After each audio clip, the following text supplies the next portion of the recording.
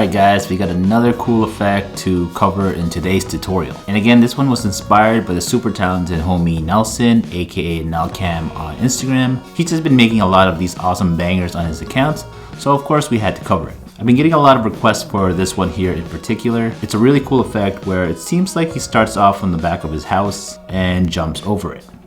And when this is posted on Instagram, it will just look like one big loop and makes the effect look even better.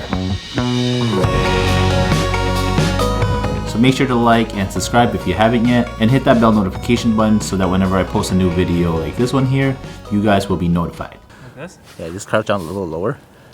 Take a shit. And your head is a little lower? Yeah. Like that? Yep.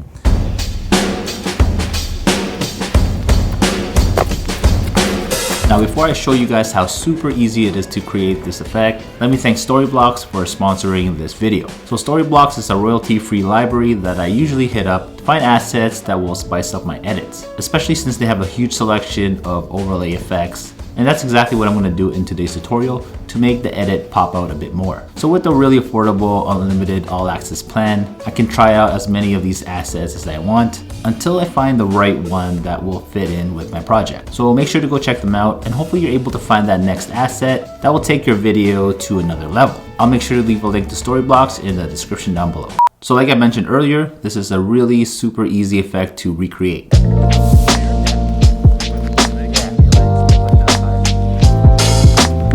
Best to shoot this on a day with clear skies, or maybe even completely overcast. But don't let that stop you from shooting. We'll make it work no matter what the weather is like.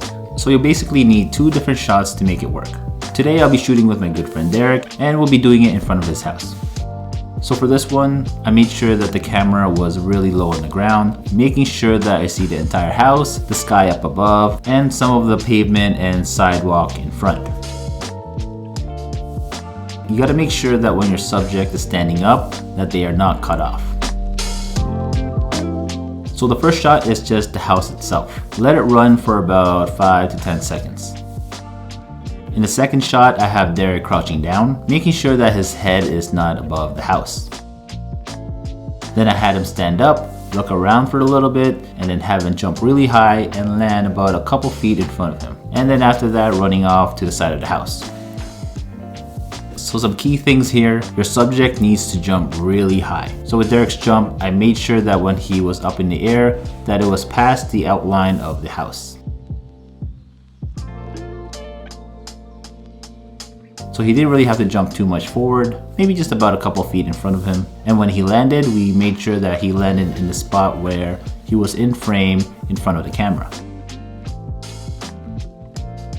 Then he just runs off to the side of the house, making sure that he's not in the frame anymore.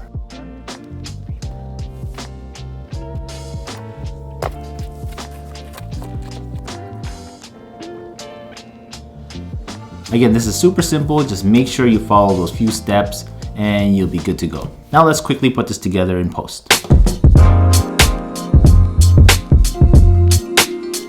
So the first thing you'll need is a shot of the house on the timeline.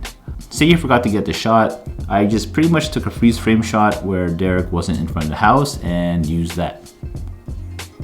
Then we're going to look for the part where your subject is crouched down, just right before they stand up. And we're going to place that above the first clip. Next, you're going to look for the Draw Mask tool in the Effects tab and drag that on the top clip. Start placing the key points around the upper portion of the house. I suggest zooming in to about 200% to ensure that your masking is precise, which will make the edit look way better.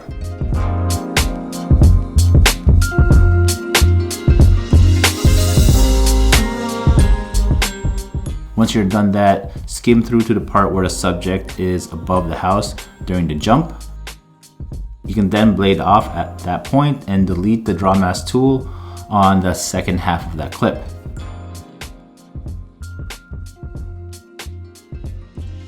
Now we're going to highlight all of the clips, right click and create a compound clip. So this next part is optional. Since I shot on a day that was kind of cloudy, you can kind of see the clouds moving in the shot. I want to use this on Instagram as a continuous loop. So with the clouds moving like that, it won't look like a loop since you'll see a lot of that movement. So to fix this, I had to make the sky look overcast. I easily did this by selecting the clip, and going to the color inspector and then hue saturation curves. Under hue versus luma, I clicked on the little eyedropper tool and selected the blue sky behind the clouds.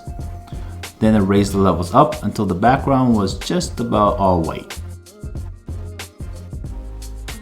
I also had to play around with the exposure levels a little bit under the color board to make sure that the background was completely overcast.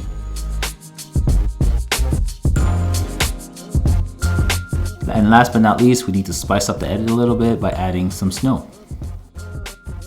So I'll be using this one here from Storyblocks. I'm gonna drag that on top of my edit and then change the blend mode to screen.